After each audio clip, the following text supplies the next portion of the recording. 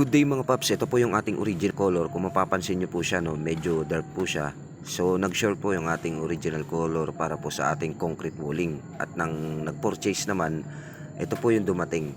Ayan.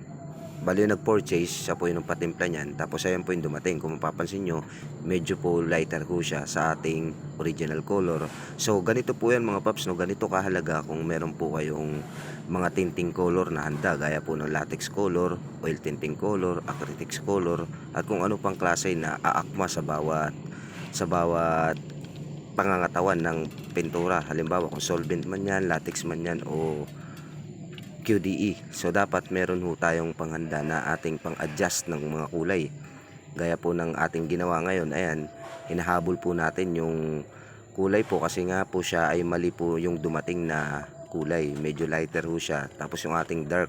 So habulin po natin yung ating original color sa dumating po na pintura. So ganyan lang mga paps, no. Ang ginamit po natin dito ay lamp black na latex color at hinaluan din po natin ito ng Rosena na latex color din. So ganun lang mga paps, no. Dapat kung maghahalo kayo o kaya naman nahabulin yung kulay ay dahan-dahan lang po sa paglalagay ho ng mga pangkulay o pang-adjust nyo ng kulay, nang sa ganun ay hindi naman po masobrahan. Bahala na medyo paunti-unti lang, at least makukuha nyo ng tama yung kulay na hinahabol nyo.